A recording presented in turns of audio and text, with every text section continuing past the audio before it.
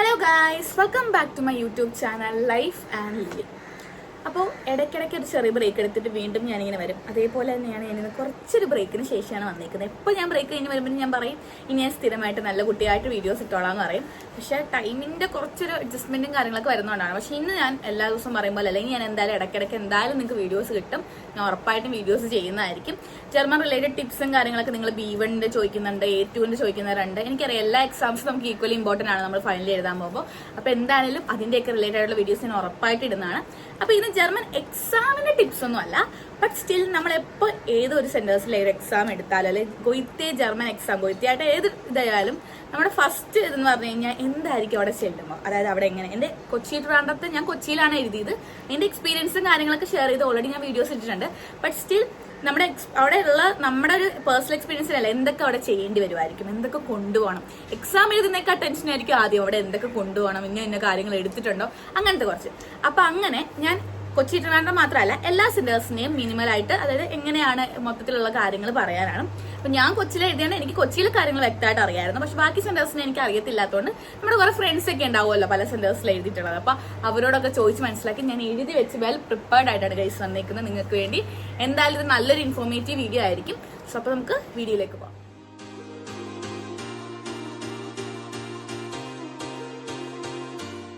പോകാം. ഞാൻ സ്ഥിരമായിട്ട് ഇരിക്കുന്നതിൽ നിന്ന് കുറച്ച് വ്യത്യസ്തമായിട്ട് ചില ബാക്ക്ഗ്രൗണ്ട് ഒക്കെ ആയിട്ടാണ് വന്നിരിക്കുന്നത്. വലിയ കളർഫുൾ ബാക്ക്ഗ്രൗണ്ട് ഒന്നും അല്ല ഗൈസ്.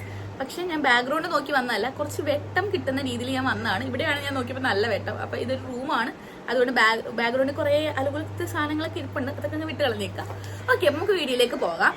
ഫസ്റ്റ്ലി ഞാൻ പറയുകയാണെങ്കിൽ കൊച്ചി ട്രിവാൻഡ്രം ഒക്കെ ആണെങ്കിൽ നമുക്ക് മെയിൽ അയക്കാൻ പറ്റും. നമ്മൾ മെയിൽ അയച്ചിട്ടാണ് നമുക്ക് എക്സാംസ് കിട്ടുന്നത്. മെയിൽ അയച്ചിട്ട് നമ്മളിപ്പോ ഒരു മാസം, അതായത് ഇപ്പൊ എനിക്ക് എഴുതേണ്ടത് April 22 ആയിരുന്നു, 22 എനിക്ക് എന്റെ എക്സാം ഉണ്ടായിരുന്നത്. അപ്പൊ ഞാൻ അതിന് വേണ്ടി ഏപ്രിലിന് മുമ്പത്തെ മാസം മാർച്ചിലെ ഞാൻ ഡേറ്റ് എടുത്തപ്പോഴാണ് എനിക്ക് ഏപ്രിലിൽ കിട്ടിയത്. നമ്മളൊരു 1 month ബിഫോർ ഒക്കെ നമുക്ക് എന്തായിരിക്കും ഇമെയിൽ അയക്കുന്ന രീതിയാണെങ്കിൽ നമ്മൾ മെയിൽ അയക്കേണ്ടി വരും. അപ്പൊ നമ്മൾ മെയിൽ അയച്ചിട്ട് ആ മെയിൽ അയക്കുമ്പോൾ അതിനകത്ത് നോക്കും, അതായത് നമ്മൾ കൊച്ചി ട്രിവാൻഡ്രത്ത് രണ്ടിലേക്ക് നമ്മൾ സെയിം ഒരു ഗൊയ്ത്തയിൽ നമ്മുടെ സൈറ്റിൽ ഉണ്ടാവും ഏത് മെയിലിലേക്കാണ് അയക്കേണ്ടത്. ആ മെയിലിലേക്ക് നമ്മൾ എന്ത് ചെയ്യണം, നമുക്ക് ഏതൊക്കെ മൊഡ്യൂൾസാണ് വേണ്ടത്, ഒരു ബോക്സിന്റെ ഒരു സ്ട്രക്ചർ പോലെ അവർ കൊടുത്തിട്ടുണ്ട് ആ സൈറ്റിൽ തന്നെ. അതേ രീതിയിൽ തന്നെ നമ്മൾ ആ ബോക്സ് ഉൾപ്പെടെ എല്ലാം ആയിട്ട് വേണം നമ്മുടെ മെയിൽ വെച്ച് നമ്മുടെ ഗൊയ്ത്തയുടെ സൈറ്റിൽ നമ്മൾ രജിസ്റ്റർ ചെയ്തിട്ടുണ്ടാവും. ആ രജിസ്റ്റർ ചെയ്ത ഏത് മെയിലാണോ ആ മെയിലിൽ നിന്ന് തന്നെയായിരിക്കണം നമ്മൾ ഗൊയ്ത്തയിലേക്കുള്ള മെയിൽ അയക്കേണ്ടത്. അപ്പൊ ഗൊയ്ത്തയുടെ ഏത് മെയിലിലേക്ക് അയക്കണമെന്നും അതേപോലെ സബ്ജക്റ്റ് ഒക്കെ ഉണ്ടാവും, അതൊക്കെ വിട്ടുപോയത് സബ്ജക്റ്റ് അവർ താരം തന്നിട്ടുണ്ടാവും. ഇപ്പൊ നിങ്ങൾക്ക് ഏപ്രിൽ എക്സാം ആണെങ്കിൽ ചിലപ്പോൾ 2025 ഏപ്രിൽ എക്സാം B2 ഗൊയ്ത്തെ എക്സാം എന്ന് പറഞ്ഞൊരു സബ്ജക്റ്റ് ഉണ്ടാവും. നമ്മൾ തന്നെ എഴുതരുത്, അവിടെ അവർ കൊടുത്തിട്ടുണ്ടാവും എന്താണ് സബ്ജക്റ്റ് ആയിട്ട് വ്യക്തമായിട്ട് കൊടുക്കേണ്ടത്. ആ സബ്ജക്റ്റ് ടൈപ്പ് ചെയ്യുക, എന്നിട്ട് നമ്മൾ ആ ഫോർമാറ്റിൽ തന്നെ നമ്മുടെ അതിനകത്തുള്ള നമ്മുടെ പേര്, അതേപോലെ ഫോൺ നമ്പർ, മെയിൽ ID, അതേപോലെ നമുക്ക് ഏതൊക്കെ മൊഡ്യൂൾസ് ആണ് വേണ്ടത്, ഇതൊക്കെ നമ്മൾ അതിനകത്ത് അടിച്ചു കൊടുക്കണം. ഇതൊക്കെ അടിച്ചു കൊടുത്തിട്ട് നമ്മൾ അവർ പറയും 11 മണി തൊട്ട് ചിലപ്പോൾ 11:02 വരെ അതിന്റെ ഇടയ്ക്ക് മെയിലോടെ ചെല്ലണം എന്ന് പറയും. അപ്പൊ അത് കൃത്യം നമ്മൾ ആ ടൈം നോക്കി നമ്മൾ അയച്ചാൽ മതി. അപ്പൊ അയച്ചു കഴിയുമ്പോൾ അവിടെ ചെല്ലുമ്പോൾ ഫസ്റ്റ് കം അങ്ങനെ രീതിയിലാണ് അവർ സെർവ് ചെയ്യുന്നത്. ഫസ്റ്റ് കം ഫസ്റ്റ് സെർവ് എന്ന രീതിയിലാണ് ആദ്യം ഇത് വരുന്നു, അവർക്ക് നമുക്ക് സ്ലോട്ട് കൊടുക്കുന്ന പോലെയാണ് നമ്മുടെ മെയിലിംഗ് രീതി വരുന്നത്. അപ്പോൾ അത് നമ്മൾ എപ്പോഴും നമുക്ക് ഏത് മാസമാണ് എക്സാം എഴുതേണ്ടത് നമ്മൾ ആ മാസത്തേക്ക് ഇരിക്കരുത്. നമ്മൾ അതിന് മുമ്പത്തെ മാസമേ ചിലപ്പോൾ ഇപ്പൊ ചിലർക്ക് ജനുവരിയിലത്തെ എക്സാം ഒക്കെ ഫെബ്രുവരിയിലത്തെ എക്സാം ഒക്കെ ഡിസംബറിലെ മെയിൽ അയച്ചതാണ്. സോ അതുകൊണ്ട് അങ്ങനെ കുറച്ച് മുമ്പായിരിക്കും. അപ്പൊ എപ്പോൾ നമുക്ക് എക്സാം എഴുതാൻ പ്ലാൻ ഉണ്ടെങ്കിൽ അപ്പൊ നമ്മൾ ഗൊയ്ത്തയുടെ സൈറ്റിൽ കയറി, കൊച്ചി ഗൊയ്ത്തെ അല്ലെങ്കിൽ ട്രിവാൻഡ്രം ഗൊയ്ത്തെ പോർട്ടാൽ എന്ന് പറഞ്ഞ സൈറ്റ് ഉണ്ടാവും. അതിൽ കയറി നമ്മൾ നോക്കി കഴിഞ്ഞാൽ ഫുൾ ഇൻഫർമേഷൻ ഉണ്ടാവും. ഏത് മെയിലിലേക്കാണ്, എത്ര മണിക്കാണ് അയക്കേണ്ടത്, അല്ലെങ്കിൽ അങ്ങനത്തെ എല്ലാം ഉണ്ടാവും. അപ്പൊ നമ്മളത് ചെക്ക് ചെയ്തിട്ട് മാത്രം അയക്കാം. പിന്നെ അഥവാ നമുക്ക് മെയിൽ അല്ലെങ്കിൽ മെയിൽ നമുക്ക് സ്വന്തമായിട്ട് അയക്കാം. സോ അങ്ങനെ അല്ല, നിങ്ങൾക്ക് ഒരു റീ ഓപ്പണിംഗ് ഡേറ്റ് ഉണ്ടാവും, സ്ലോട്ട് ഓപ്പൺ ആവുന്ന രീതി. അത് നമുക്ക് ഏജന്റിനെ വെച്ച് എടുക്കാൻ പറ്റുള്ളൂ. സ്വന്തമായിട്ട് എടുക്കുന്നവരുണ്ടോ എന്ന് എനിക്കറിയില്ല, അത് ഭയങ്കര പാടാണ്. അതായത് അതിനെക്കുറിച്ച് നല്ല ഇൻഫർമേഷൻ അല്ല എങ്ങനെയാണെന്നൊക്കെ അറിയാവുന്നവർക്ക് ഇത് എടുക്കാൻ പറ്റത്തുള്ളൂ. സോ അങ്ങനെ സംഭവം ഉണ്ടാവും. അതായത് ഇന്ന ദിവസം ഇപ്പോൾ ഫെബ്രുവരി തന്നെ ആയിരിക്കും, ചിലപ്പോൾ ഫെബ്രുവരി എക്സാമിന്റെ സ്ലോട്ട് ഓപ്പണിംഗ് ദിവസം ഉണ്ടാവും. നമ്മൾ ഏജന്റിനെ കൊടുത്തുന്ന അന്ന് തന്നെ അവർ ചിലപ്പോൾ കൊച്ചി ആണെങ്കിൽ കൊച്ചി തന്നെ അവർക്ക് എടുത്തു തരാൻ പറ്റും, അല്ലെങ്കിൽ ട്രിവാൻഡ്രം അവർക്ക് എടുത്തു തരാൻ പറ്റും. അങ്ങനത്തെ ഒരു സംഭവം ഉണ്ട്. അങ്ങനെ എടുക്കണമെങ്കിൽ നമുക്ക് അങ്ങനെ എടുക്കാം. അങ്ങനെയാണെങ്കിലും കുഴപ്പമില്ല. നമുക്കിപ്പോൾ മെയിൽ അയച്ചിട്ട് കിട്ടിയില്ലെങ്കിൽ അങ്ങനത്തെ രീതിയിൽ എടുക്കാം.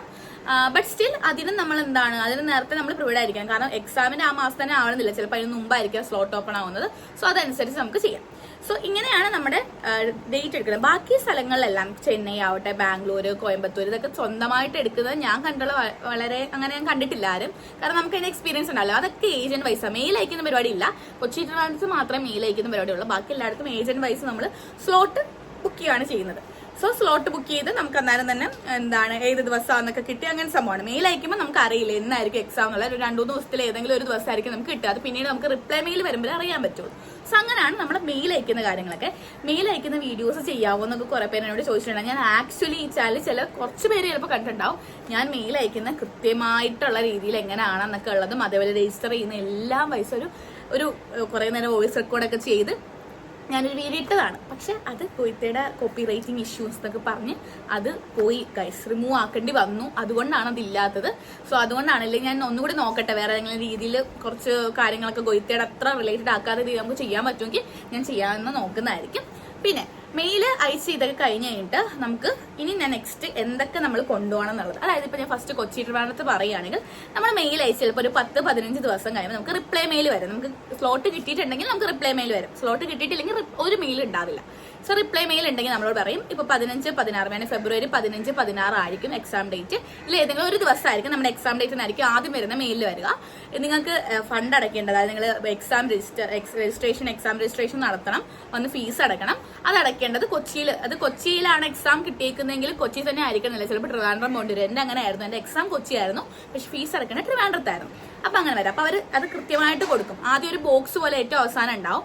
അതിനകത്ത് എക്സാം സെന്റർ എന്ന് പറഞ്ഞാൽ അവിടെ കിടപ്പുണ്ടാവും. COK കൊച്ചി എന്നാണ് നടക്കുന്നതെങ്കിൽ കൊച്ചി ആയിരിക്കും എക്സാം സെന്റർ, TVM എന്നാണ് നടക്കുന്നതെങ്കിൽ ട്രിവാൻഡ്രം ആയിരിക്കും. അതല്ല അതിന്റെ പൊക്കത്ത് എക്സാം രജിസ്ട്രേഷൻ എന്ന് പറഞ്ഞ് എക്സാം രജിസ്ട്രേഷൻ ചെയ്യേണ്ട സ്ഥലത്തിന്റെ അഡ്രസ് ആയിട്ട് വരും. ആ അഡ്രസ് ചെയ്താൽ നോക്കാം. അത് കൊച്ചിയാണെങ്കിൽ കൊച്ചിയിലായിരിക്കും നിങ്ങൾ പൈസ അടക്കേണ്ടത്. അതല്ല ട്രിവാൻഡ്രത്തിന്റെ അഡ്രസ്സാണ് നടക്കുന്നതെങ്കിൽ ട്രിവാൻഡ്രത്തായിരിക്കും നമ്മൾ ഫീസ് അടക്കേണ്ടത്. സോ ഫീസ് നമ്മൾ ഒരു ആഴ്ച ഗ്യാപ്പ് ആയിരിക്കും ചിലപ്പോൾ തരിക. ഇന്ന സാറ്റർഡേ അല്ലെങ്കിൽ സൺഡേ ഇങ്ങനെ ഒരാഴ്ചത്തെ ഗ്യാപ്പിലായിരിക്കും നമ്മൾ ആ ദിവസം തന്നെ കൊണ്ട് ഫീസ് അടക്കണം. ഒരു ടൈമും പറയും, ഇന്ന ടൈമിൽ വരാൻ പറയും. ടൈമിന്റെ അങ്ങോട്ടും ഇങ്ങോട്ടും ഇച്ചിരി മാറിയാലും അത് വലിയ കുഴപ്പമൊന്നും ഉണ്ടാവില്ലെന്നാണ് എനിക്ക് തോന്നുന്നത്. ബട്ട് സ്റ്റിൽ നമ്മൾ ആ ടൈമിൽ ചെല്ലുക, അതാണ് നമ്മൾ ചെയ്യേണ്ടത്. അപ്പൊ അങ്ങനെ നമുക്ക് അന്നേരം പോയി നമ്മൾ ഫീസ് അടയ്ക്കുക.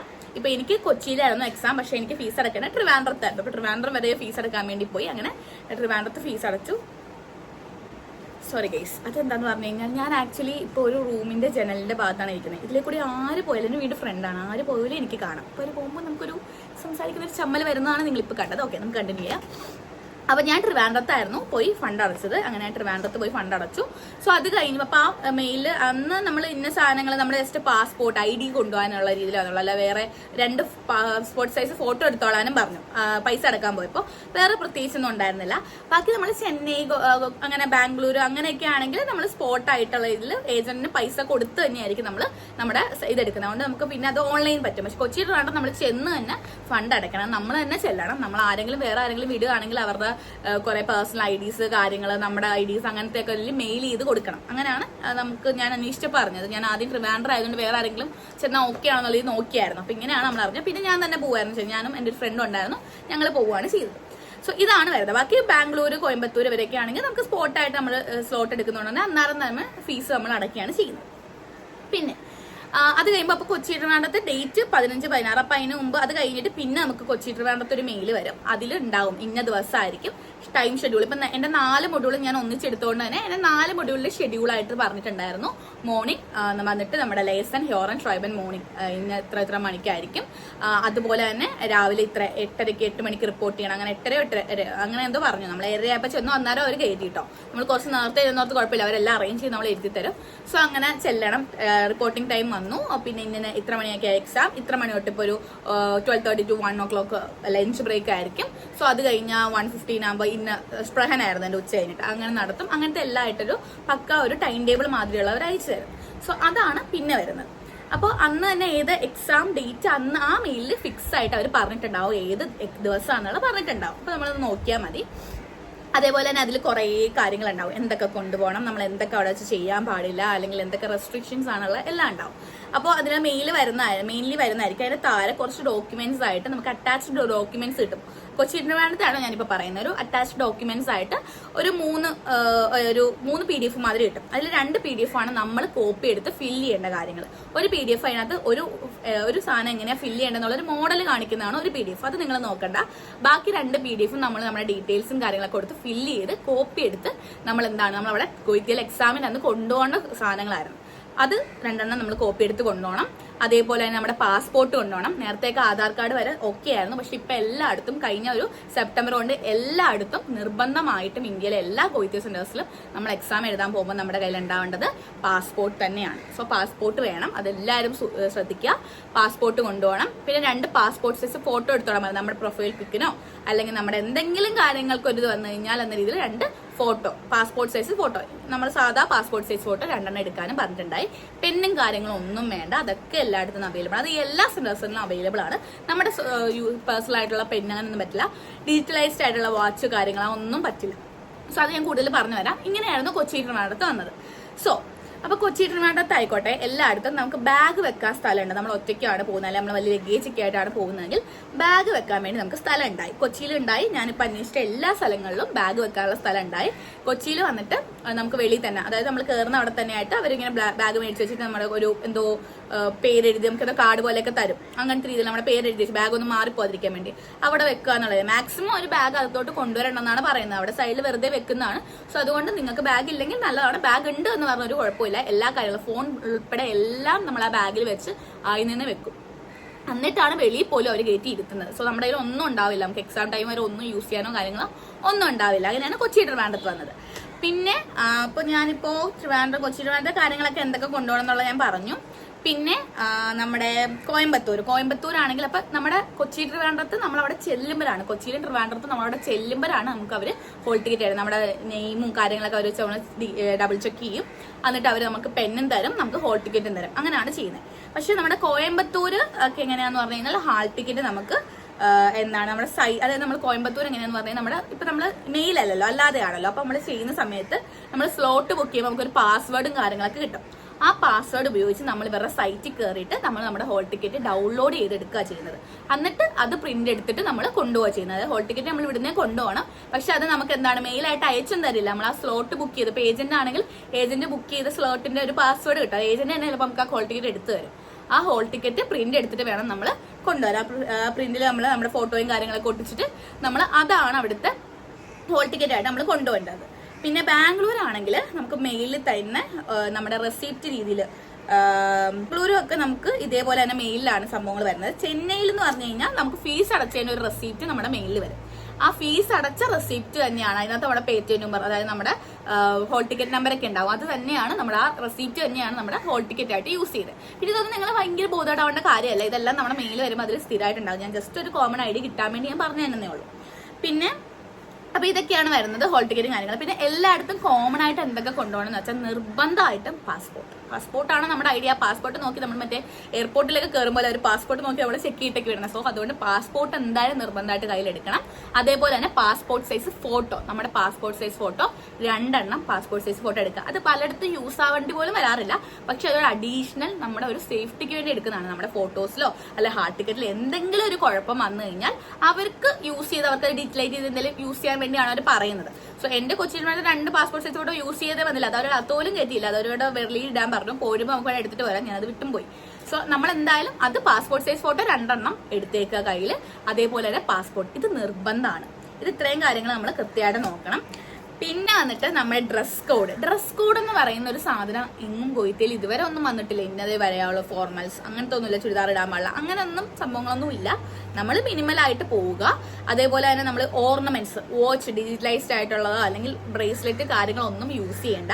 അതേപോലെ അവർ തന്നെ പറഞ്ഞപ്പോൾ നമ്മൾ മാല കമ്മലൊക്കെ ഇട്ടിട്ടുണ്ടെങ്കിൽ അതൊന്നും കുഴപ്പമൊന്നുമില്ല. അതൊന്നും ഊരി വെച്ചിട്ട് പോകണം നിർബന്ധമൊന്നുമില്ല. നിങ്ങൾക്ക് ഊരി വെക്കുന്നതാണ് കംഫർട്ടബിളായി വെച്ചിട്ട് പോവുക. അതല്ലെങ്കിൽ അങ്ങനെ സീനൊന്നുമില്ല. ബട്ട് സ്റ്റിൽ നമ്മൾ യൂസ് ചെയ്യുന്നത് ഭയങ്കര ഡാർക്ക്. അവരതിനകത്ത് ചെന്നൈയിലാണെന്ന് തോന്നുന്നു പറഞ്ഞു. ചെന്നൈയിലാണത് മിനിമൽ ആയിട്ടുള്ള, അതായത് ഭയങ്കര ഡാർക്ക് ആയിട്ടുള്ള ഓർണമെന്റ്സ്, എടുത്ത് നിൽക്കുന്ന ഓർണമെന്റ്സ് അങ്ങനത്തെ കാര്യങ്ങളൊന്നും യൂസ് ചെയ്യില്ലെന്ന് അവർ പറഞ്ഞിട്ടുണ്ടായിരുന്നു. സോ നമ്മൾ മിനിമൽ ആയിട്ടുള്ള ഇത് സാധാ രീതി പോകുക. അതുപോലെ ഹെയർ അയച്ചിടാതെ ടൈ ചെയ്തിട്ട് പോവുക. അത് കൊച്ചി ട്രിവാൻഡ്രത്ത് എല്ലായിടത്തും ഹെയർ ഒക്കെ നമ്മുടെ ചെവിയൊക്കെ കാണണം. ഹെയർ ഒക്കെ കൊണ്ട് ടൈ ചെയ്തിട്ട് പോകാനാണ് പറഞ്ഞത്. കെട്ടി വെച്ചിട്ട് പോവുക. അതല്ലാതെ വേറെ സ്പെഷ്യലി ഇന്ന ഡ്രസ് കോഡ് അല്ലെങ്കിൽ അങ്ങനത്തെ രീതിയിലൊന്നുമില്ല. അങ്ങനെ ചുരിദാർ ഇടുന്നതിനോ അങ്ങനത്തെ സംഭവങ്ങളൊന്നുമില്ല. അത് നിങ്ങൾക്ക് കംഫർട്ടബിൾ ആയിട്ടുള്ളത് നിങ്ങൾക്ക് വെയർ ചെയ്യാം.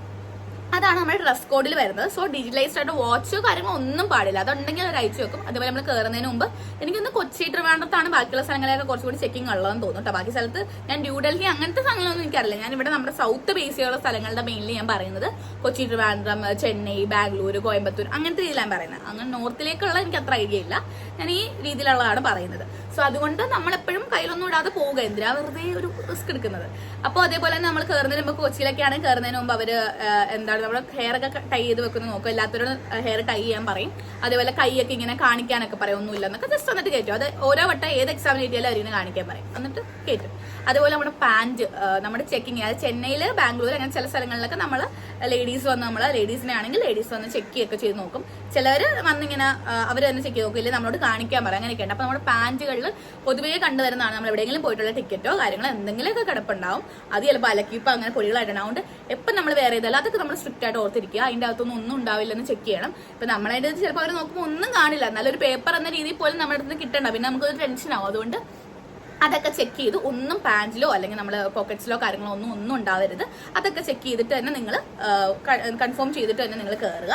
പിന്നെ നിങ്ങൾ എപ്പോഴും നിങ്ങളുടെ മെയിൽ, നിങ്ങൾക്ക് വരുന്ന ഓരോ കാര്യങ്ങളും നിങ്ങൾക്ക് മെയിലായിട്ട് അപ്ഡേറ്റ് ആയിട്ട് എനിക്ക് എക്സാമിന് പോകുന്നതിന് ഒരാഴ്ച മുമ്പ് 2 ദിവസം മുമ്പൊക്കെ ആയിട്ട് മെയിൽ വന്നു. ഇങ്ങനെ മെയിൽ വന്നുകൊണ്ടേയിരുന്നു, ഒന്നുകൂടി ഓർമ്മിപ്പിക്കുകയാണ്, നിങ്ങളുടെ എക്സാം ഡേറ്റ് ഇന്നതാണ്, സോ ഇന്ന കാര്യങ്ങൾ കൊണ്ടുവരുന്നൊക്കെ പറഞ്ഞു. അപ്പൊ അതൊക്കെ നമ്മൾ നോക്കിയാൽ മതി, മെയിൽ ഒക്കെ വരും. അപ്പൊ അത് സീനില്ല. എക്സാമിന് ഇരിക്കുന്ന സമയത്ത് നിങ്ങൾ ചെക്ക് ചെയ്യേണ്ട കാര്യമാണ് ക്വസ്റ്റ്യൻ പേപ്പർ. ജർമ്മനിലായിരിക്കും ചിലപ്പോൾ അവർ സംസാരിക്കുക, ചില സ്ഥലത്ത് ഇംഗ്ലീഷ് സംസാരിക്കുക, അതൊക്കെ പല സ്ഥലത്തും പല രീതിയിലാണ്. നമ്മൾ ക്വസ്റ്റ്യൻ പേപ്പർ, നമുക്ക് ക്വസ്റ്റ്യൻ പേപ്പർ എല്ലാവർക്കും തരും. അവർ പറയാതെ നമ്മളത് ഓപ്പൺ ആക്കരുത്. അതായത് ജർമ്മനിലായിരിക്കും ചിലപ്പോൾ അവരിപ്പോൾ ഓപ്പൺ ആക്കല്ലെന്നായിരിക്കും ജർമ്മനിൽ പറയുന്നത്, അല്ലെങ്കിൽ ഇംഗ്ലീഷിൽ പറയും. അവർ പറയുന്ന ടൈമിങ്ങിൽ ഓപ്പൺ ആക്കാവുള്ളെന്നായിരിക്കും പറയുന്നത്. അത് നിങ്ങൾ ശ്രദ്ധിക്കുക, അത് പറഞ്ഞു കഴിഞ്ഞ് മാത്രം ഓപ്പൺ ആക്കുക. കാരണം ചെന്നൈയിൽ എൻ്റെ ഒരു ഫ്രണ്ട് പോയപ്പോൾ ആള് പറഞ്ഞു, ആള് പറഞ്ഞു തലേദിവസം അവർ ചെന്നൈയിൽ പറഞ്ഞു ഓപ്പൺ ആക്കരുത്. കാരണം കഴിഞ്ഞ ദിവസം ഒരു കൊച്ചിനോട് ഇങ്ങനെ ജർമ്മനിലായിരിക്കും പറഞ്ഞത് ഓപ്പൺ ആക്കരുതെന്ന് എല്ലാവരോടും പറഞ്ഞപ്പോൾ ആ കൊച്ചത് കേട്ടില്ല. ആ കൊച്ച് ആദ്യമേ കയറി ഷ്രൈബന്റെ മറിച്ച് ഓപ്പൺ ആക്കി നോക്കി. സോ ഓപ്പൺ ആക്കി നോക്കിയപ്പോൾ എന്ത് പറ്റി, അവരത് നോക്കുമ്പോൾ അതിൽ എല്ലാവർക്കും ടൈമിംഗ് പറഞ്ഞത് ചെയ്യാതെ ഓപ്പൺ ആക്കുമ്പോൾ നമ്മൾ ക്വസ്റ്റ്യൻ കാണുവാണല്ലോ, അവർ പറഞ്ഞ ടൈമിങ്ങിൽ തന്നെ നമ്മളത് തുറക്കണം. സോ അതുകൊണ്ട് എന്ത് ചെയ്തു, ആ കൊച്ചിന് എക്സാം എഴുതിച്ചില്ലെന്നാണ് പറഞ്ഞത്. അതേപോലെ തന്നെ അതിനെ ഇത്ര ദിവസം നാളത്തേക്ക് ഡീബാർ ചെയ്തു, അങ്ങനെയൊന്നും അറിയത്തില്ല, എന്തോ പറഞ്ഞു എന്നോട്. എനിക്ക് ഇങ്ങനെ ഒരു കാര്യം എന്നോട് ശ്രദ്ധിക്കാൻ, ഞാൻ ഇങ്ങനെ ഓരോ ഫ്രണ്ട്സിനോട് ഓരോ എക്സ്പീരിയൻസ് ചോദിച്ചിട്ടല്ലോ എഴുതുന്നത്. അപ്പൊ അവരെന്നോട് പറഞ്ഞു, അതുകൊണ്ട് അത് നമ്മൾ ശ്രദ്ധിക്കണം. അവർ പറയാതെ നമ്മളതൊന്നും ഓപ്പൺ ആക്കരുത്. അതുപോലെ അവരെന്താ ആദ്യം കുറച്ച് കാര്യങ്ങളൊക്കെ പറയണത് മനസ്സിലായില്ലെങ്കിൽ വേണം നമുക്ക് ഒന്നും ക്ലാരിഫൈ ചെയ്ത് ഇംഗ്ലീഷിലൊക്കെ ചോദിക്കുക. നിങ്ങൾക്ക് ഓക്കെ ആയിട്ട് മാത്രം നിങ്ങൾ എഴുതുക, ചാടിക്കയറി. ഇപ്പൊ കൊച്ചിയിലാണെങ്കിൽ എന്നോട് പറഞ്ഞു, പ്രത്യേകം പറഞ്ഞു നെയിം എഴുതാനുള്ള സ്ഥലം ഉണ്ടായിരുന്നു, പക്ഷെ നെയിം എഴുതരുതെന്ന് പ്രത്യേകം പറഞ്ഞു. നെയിം എഴുതരുത്, പേടിഎം നമ്പർ മാത്രം എഴുതാൻ പറഞ്ഞു. അപ്പോൾ ഒരാളറിയാൻ നെയിം എഴുതി. അപ്പോൾ അവർ പറഞ്ഞു, ഞാൻ പറഞ്ഞല്ല, അവർ ഇംഗ്ലീഷ് കൂടി പറഞ്ഞു തന്നത്. അപ്പോൾ അവർ വെട്ടാനൊക്കെ പറഞ്ഞു. സോ അതുകൊണ്ട് നമ്മൾ ആ കാര്യങ്ങളൊക്കെ ശ്രദ്ധിക്കുക. നമ്മൾ ചാടിക്കയറി വെപ്രാളത്തിലൊന്നും ചെയ്യരുത്. അവരോട് ചോദിച്ച് കൺഫ്യൂഷൻ ഉണ്ടെങ്കിൽ ചോദിച്ചിട്ടാണ്. ഞാൻ ചോദിക്കുന്നതിനൊന്നും കുഴപ്പമില്ല, നമ്മുടെ എക്സാം ആണ്, നമ്മുടെ കാര്യമാണ്, നമ്മുടെ ഫ്യൂച്ചറാണ്. നമ്മൾ ചോദിക്കുന്നതിന് ഒരു വിഷയമില്ല, നിങ്ങളത് ചോദിക്കുക. ഇംഗ്ലീഷിൽ അല്ലെങ്കിൽ ജർമ്മനിൽ ചോദിക്കുക. ഇപ്പം മലയാളികളായിരിക്കണം എന്നില്ല, അതുകൊണ്ടാണ് ഞാൻ എന്നെ പറഞ്ഞത്. പിന്നെ അപ്പം ഇതൊക്കെയാണ് നമ്മൾ കൂടുതൽ കോമൺ ആയിട്ട് നോക്കേണ്ട കാര്യങ്ങൾ. Passport size photo, dress code ഞാൻ പറഞ്ഞു. പിന്നെ ബാഗ് വെക്കാൻ വേണ്ടി എല്ലാ സ്ഥലങ്ങളും. ഇപ്പൊ ചെന്നൈയിൽ എന്ന് പറഞ്ഞു കഴിഞ്ഞാൽ ഒരു സ്റ്റഡി റൂം തന്നെ ഉണ്ട്. അതായത് ചെന്നൈയിൽ ബാഗ്സ് ഉണ്ടെങ്കിൽ ഉള്ളിലേക്ക് കയറ്റിട്ട് അവര് ഉള്ളിൽ കയറ്റിയിട്ട് അവിടെ സെപ്പറേറ്റ് ഒരു സ്റ്റഡി റൂം ഉണ്ട്. ആ സ്റ്റഡി റൂമിൽ നമുക്ക് എക്സാമിന് ഇരിക്കുന്നവരെ നേരത്തെ നമുക്ക് അവിടെ കയറി ഇരിക്കാം. എക്സാം തുടങ്ങുമ്പോൾ അവർ വിളിക്കുമ്പോൾ മാത്രം ആ സ്റ്റഡി റൂമിൽ നിന്ന് നമുക്ക് സാധനങ്ങളൊക്കെ വെച്ചിട്ട് വന്നാൽ മതി. നമുക്കൊരു ലോക്കറും കിട്ടും. ആ ലോക്കറിൽ നമ്മുടെ ബാഗും കാര്യങ്ങളും വെക്കാം. എന്നിട്ട് ലോക്കറിന്റെ കീ കൂട്ടിയിട്ട് നമ്മുടെ കയ്യിൽ എടുക്കാം. അതുപോലെ ക്യാഷും വേണേൽ കയ്യിലെടുക്കാം. കാരണം അവിടെ സ്നാക്സ് കാര്യങ്ങൾ, കാഫറ്റേരിയ അങ്ങനത്തെ ഒക്കെ ഉണ്ടാവും. സോ അങ്ങനത്തെ രീതിയിലാണ് പറയുക. അപ്പൊ ചെന്നൈയിൽ മാത്രം ഉള്ളിലേക്ക് കയറ്റും, ബാക്കി എല്ലാ സ്ഥലങ്ങളും വെളിയിൽ തന്നെ വെച്ചിട്ട് പൂട്ടി കഴിഞ്ഞാൽ പിന്നെ നമ്മൾ എടുക്കില്ല. അങ്ങനത്തെ രീതിയിലായിരുന്നു. ചെന്നൈയിൽ ഉള്ളിൽ ഒരു സ്റ്റഡി റൂം തന്നെ ഉണ്ട്. ആ സ്റ്റഡി റൂമിലേക്ക് കയറി നമ്മുടെ ബാഗും കാര്യങ്ങളൊക്കെ വെക്കാന്നാണ് പറഞ്ഞത്. റിസൾട്ട് വരുന്നത് കൊച്ചി ട്രിവാൻഡ്രം ആണെങ്കിൽ 35 ഡേയ്സ് എന്താണേലും മിനിമം പിടിക്കും. 35 ഡേയ്സ് മിനിമം എന്താണേലും വർക്കിംഗ് ഡേയ്സ് എന്ന് അവർ പറഞ്ഞത്. എന്റെ കൃത്യം വർക്കിംഗ് ആയിട്ടുള്ള 35 ഡേയ്സ് കഴിഞ്ഞപ്പോൾ എന്റെ റിസൾട്ട് വരുന്നത്. അപ്പൊ അതെന്താണേലും പിടിക്കും. അതേപോലെ തന്നെ ചിലവർക്ക് 45 ഡേയ്സ്, എന്റെ ഒരു ഫ്രണ്ടൊക്കെ എഴുതി കഴിഞ്ഞ് 45 ഡേയ്സ് എടുത്ത് വന്നതും ഉണ്ട്. അപ്പൊ അങ്ങനെ വരുന്നതുണ്ട്. അപ്പൊ മാക്സിമം 45 ഡേയ്സും വർക്കിംഗ് ഡേയ്സ് പിടിക്കാം. പിന്നെ നമ്മുടെ കോയമ്പത്തൂർ ആണെങ്കിലും അങ്ങനെയൊക്കെ തന്നെയാണ് ഡേറ്റ്സ്. ഏകദേശം ആ പറയുന്ന 3 to 4 വീക്സ് അത് തന്നെയാണ് വരുന്നത്. പിന്നെ കോയമ്പത്തൂരൊക്കെ ആണെങ്കിൽ നമ്മുടെ റിസൾട്ട് വരുന്നത് ഡിജിറ്റൽ ആയിരിക്കില്ല. അതായത് കോയമ്പത്തൂർ ആണെങ്കിൽ നമ്മൾ കൊച്ചിയിൽ വേണം നമുക്ക് ഡിജിറ്റലി നോക്കാം, ചെക്ക് ചെയ്യാം. എന്നിട്ട് പിന്നെ നമ്മൾ പോയി കളക്ട് ചെയ്യുന്നത് സർട്ടിഫിക്കറ്റ്സ്. കോയമ്പത്തൂർ ആണെങ്കിൽ നമുക്ക് വീട്ടിൽ നോക്കാനുള്ള, സൈറ്റിൽ കയറി നോക്കാൻ, റിസൾട്ട് നോക്കാനുള്ളതൊന്നുമില്ല. ഡയറക്റ്റ് കൊറിയർ ആയിട്ടായിരിക്കും വരിക. അപ്പൊ നമ്മളവിടെ ചെല്ലുമ്പോൾ, നമ്മൾ എക്സാം എഴുതുമ്പോൾ തന്നെ നമ്മളോട് കൊറിയറിന്റെ പാക്കേജ് ഉണ്ടാവുമല്ലോ, ആ പാക്കേജ് നമ്മളെ കൊണ്ട് എഴുതിക്കും. നമ്മുടെ അഡ്രസ്സ് നമ്മളെ കൊണ്ട് തന്നെ അഡ്രസ്സും പിന്നും കാര്യങ്ങളെല്ലാം എഴുതിച്ച് അത് അവർ കളക്ട് ചെയ്യുക. കാരണം നമ്മുടെ റിസൾട്ട് വരുന്നത് എങ്ങനെയായിരിക്കും, കൊറിയർ വൈസ് ആയിരിക്കും. സോ അതുകൊണ്ട് ആ കൊറിയറിന്റെ കാര്യങ്ങളൊക്കെ നമ്മളെ കൊണ്ട് എഴുതിച്ചിട്ടാണ് അവർ വിടുന്നത്. സോ കൊറിയറിൽ നമുക്ക് റിസൾട്ട് അറിയാൻ പറ്റുള്ളൂ. ഇത്ര ദിവസം കഴിയുമ്പോൾ കൊറിയർ ആയിട്ട് നമ്മളിലേക്ക് എത്തും. കൊച്ചി വേണ്ട സൈറ്റിൽ നോക്കാം. പിന്നെ നമുക്ക് മെയിൽ വരും. 2 വീക്സ് കഴിഞ്ഞ് കഴിയുമ്പോൾ സർട്ടിഫിക്കറ്റ്സ് വരും, കളക്ട് ചെയ്യാന്ന് പറഞ്ഞ്.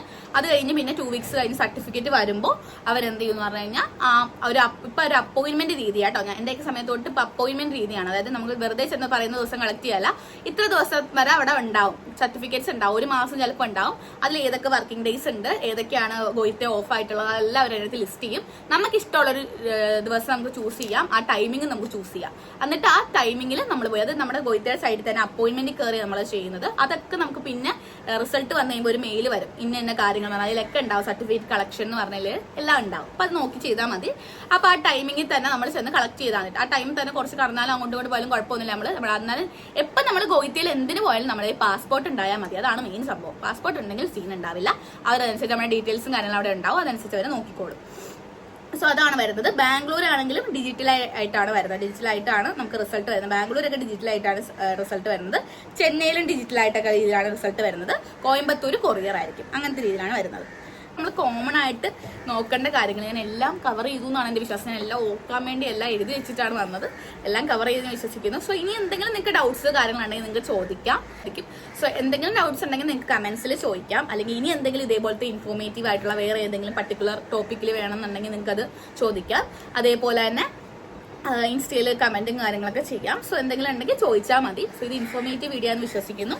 പിന്നെ റിസൾട്ടിന്റെ കാര്യം ഞാൻ ഈ പറഞ്ഞ പോലെയൊക്കെയാണ് റിസൾട്ടിന്റെ കാര്യങ്ങളും വരുന്നത്. സോ നിങ്ങൾ കാര്യങ്ങൾ ടെൻസ്റ്റ് ആവേണ്ട ആവശ്യം, നമുക്ക് അവിടെ എന്തെങ്കിലും നമുക്ക് ബുദ്ധിമുട്ട് വന്നു കഴിഞ്ഞാൽ അവരോട് നമുക്ക് കോൺടാക്ട് ചെയ്യാം. അതൊരു എക്സാം സെന്റർ ആണ്. നമ്മൾക്ക് ആരും